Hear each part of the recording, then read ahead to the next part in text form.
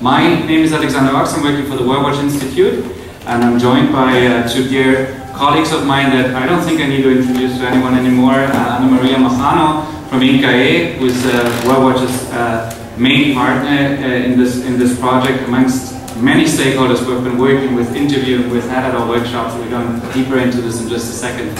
But this really has been a great partner in this project, and I think we've established a work relationship, also with the help of LEDs, because the first time Ana Maria and I met was actually in London, and that's when we started for the first time to really dig deeper into this project and presented it to a larger group. And Sam Bickerstaff, who is the CEO, of course, of CDCAN, and also the chairman of the LEDs steering committee. So, what we're going to do here, very briefly, we're going to run through some results of what I hope is an exciting project and some insights from an exciting project. And then Sam is going to comment on this in his role as the CEO of CDCAN. The Climate Development Knowledge Network is one of the two main supporters of this project. We're very grateful to Sam to give his views and respond to what Ana Maria are presenting today, but also, of course, for supporting the initiative overall, together with the Energy and Environment Partnership with Central America, the second supporting group in this. So, I'm just doing the first few slides, and then I can lean back and Ana Maria is taking over. But I wanted to very briefly talk about the overall project approach and the strategy that we have found for this. We are currently in our first phase, which is a little bit more than a 1 year project. And what we're doing in this first phase of the Sustainable Energy Roadmaps is basically scoping the available data that's out there and the information that's available. So we're doing a gap analysis. We've learned this the hard way when we did our first Sustainable Energy Roadmaps in the Dominican Republic and in Haiti and Jamaica, and a lot of it was out there already, and we had not made the time to really look into what already exists. And that is, of course, a waste of resources, and you start working on something, and then later on you find out, hold on, there's something out there already. So this first phase tries to gather the data that's available to you and to us, working on the issue of sustainable energy solutions. We have 3 workshops in this first phase. 2 we already had about a month and a half ago here on the INCAE campus in Costa Rica, and the second one at the INCAE campus in Nicaragua, where we presented the data that we found and where we got feedback, and where we, for the first time, really reached out to a wider group of stakeholders to get their feedback, but also really to offer to become a part of this. This has been a very transparent initiative from the very early stages, and so it's very important. That's why I'm so grateful that you're here. That you come into this and you're going to help us improve our work, and we can target more really what you need and what the kind of information is that's helpful for you. So there will be a final workshop done in El Salvador at the headquarters of SICA, where we're going to launch the final report of this. We had a number of outreach activities and dissemination of insights. We're blogging about this. I'm going to get to this on the final slide so that you can write it down, how to find the online forum. We're looking always for guest writers to help us write blogs, to provide their specific insights. So again, the whole approach of this project is really a very open one, and one that you can get involved with. The final report is looking into 5 areas specifically: resources and technologies, socioeconomic analysis, policies and institutions, finance and investment, and then we're highlighting best practices from the region, and we're thinking a little bit about how these success stories could be replicated. The next phase that we're entering next year will be also roughly a 1 year phase, and it will really, against the background of our regional findings, start to dig deeper into specific countries. We haven't identified the countries yet, whether we're going to do 6 or 7 countries or only 2 or 3. It's really where we think we can have most of the impact, where we find that the cooperation on the governmental side is the strongest, so that we have a chance to really make a difference. And of course, it's also a funding, needless to say, a funding issue. Depending on how much money and support we can raise, we're able to do more or less. And I'm going to talk in the next slide, and then that was my part of this tonight, talk about briefly what the Sustainable Energy Roadmap approach really does. And the final phase is a very important one. You know, this from the outset was designed not to be just a desktop study. We're not sitting in Washington, D.C., or Anna Maria sitting here in San Jose, just writing and producing a report that then is launched in a nice big event and handed over to governments, and that was it. From the outset, as I said, we have put a lot of dissemination and communication and outreach activities into this, but this last final phase in 2014 is specifically just that. It is just taking the data that we found, it's taking the roadmap reports, and we're then going out there and we're doing training workshops. Some of the work that we do is very, very technical, and it can only really be helpful and move countries forward and have the impact that we hope it will have if we communicate it and if we do joint events with other stakeholders, if we get it into the media.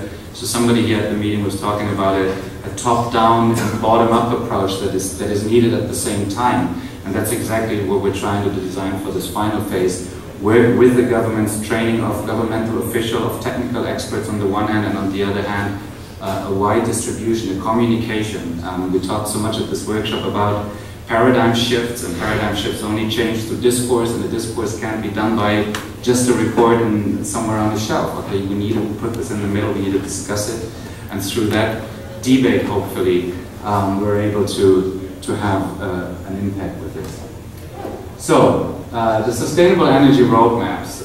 We're going, it's quite interesting to me, it still seems that we designed this yesterday, but we're going 2.5 years back, I think now, since we started working in the first country, the Dominican Republic, on a wind and solar roadmap. Now we're working in a host of countries, Jamaica, Dominican Republic, and Haiti at the country level. CARICOM has now asked us to provide them with a regional roadmap, and here we're doing this in Central America together with INCAE.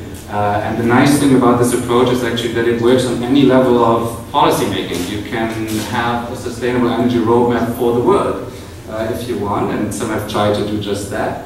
Find a sustainable energy transition into 2020, 2030, 2050 that we would consider sustainable at the world level. You can do it at the regional level, as we do here in Central America. You can do it at the country level, but you can also do it at the provincial level, what we're hoping to do very soon in India and China, two countries that are so big and so heterogeneous that it's very difficult to do it really at the country level. And you can do it in a municipality. So we have currently a suggestion for the second biggest city in Haiti where we would like to do this. So, just very briefly, what do we do in the sustainable energy roadmaps? They're going to start at the 12 o'clock. Where the 12 o'clock is on the watch, and that's the technical assessment. After the scoping phase, or in the scoping phase, we're identifying what technical assessments have been done, and if we find that they do not exist at all, or they don't exist at the level of granularity, at the level of detail that we think is needed for integrated policy making, then we're working with experts, if at all possible, experts in the countries on these technical assessments, because obviously they know their countries the best. This is a lot about really ownership, and so in some cases we're working with international experts. 3Tier is a partner of ours that provides wind and solar analysis. And what's really different here is that, you know, often I come to countries and say, like, you know, Sean, we would like to think through these issues with you. What assessments have you done? Well, we have a wind assessment, we have a solar assessment, and then we're reviewing them. Then we're saying, well, that's great, you know, because Worldwatch, you know, we have the methodology, we're overviewing this, but that's done by others anyway, so we can move right on to the next issue area then.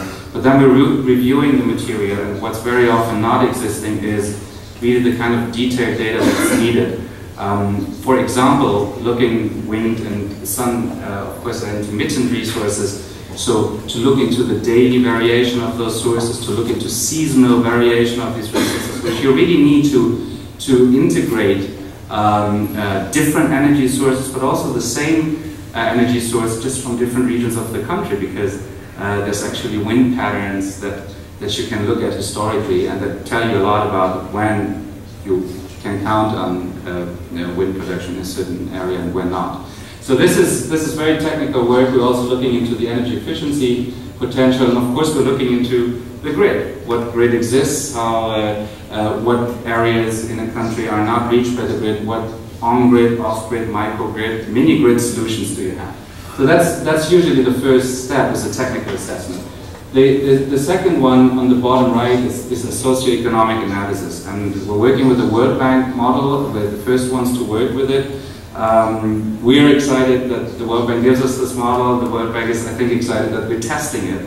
The first country that we have run is Jamaica, so we're coming out with this in just a couple of weeks. At least the first drafted results of that. And in the socioeconomic analysis, we're looking into the price of different energy sources in a given country. And we're looking at that really from a society perspective. So what usually is compared in most of the debate in newspapers is about, what are the prices that utilities pay for it, or that the consumer pays for it in a given country. But what are the electricity costs? But of course, that's not what we pay for the production of electricity from a particular source as society, as taxpayers, if you want. So that's a good word to use in the United States. What does the taxpayer really pay? So that, of course, includes pollution costs, it includes healthcare costs.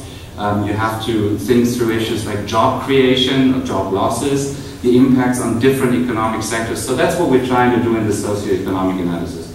And then finally on the, not finally, but on the bottom left, you have the finance and policy assessment. And that's where we're looking into really how attractive is a given environment for climate investments. How far is the banking sector? Does the banking sector provide financial products that are needed? What domestic and what international sources of financing can be attracted? What's the overall investment climate in the country? Because this is not just a sector that exists in a vacuum. It exists in a very real world. And of course the banking landscape and also the overall trust in financial institutions plays a major role. And so finally we're getting then to the core of this all, to the circle that's here in the middle, and that is really recommendations about how policies can be changed, how institutions can be changed, how the governance and the administration can be changed. And we do this usually in three areas. One that we've found to be very instrumental and very important for countries to have if you want to be progressive, and if you want to move forward, and if you want to advance renewable energies and energy efficiency and come to smart grid solutions. And that is, one is you do need a long-term vision, you need a goal, you need something that we call to be long, loud and legal. Okay, that's what you need it is well extending the current term of an administration. Secondly, you do need the concrete policy mechanisms. That can be the feed-in tariff or the renewable portfolio standard, or it can be measures that in the housing sector, for example, building passports, building codes for the energy efficiency sector. And you need governance and administration that works. And in many countries, fortunately today, we find any of these three to some extent. So the devil usually is in the detail. Often policies are there, but they're not fully implemented. If they are fully implemented, then the administration and the bureaucratic part of it is very difficult and time-consuming, and therefore not worth it for investors to really invest their capital in it. So that's the idea of the energy roadmaps. This is where we want to be in a couple of years from now. Again, for a few or all of the countries of Central America, that decision hasn't been made yet. And in this first scoping phase, we have identified already some gaps and some interesting insights, and Anne-Marie is going to present those.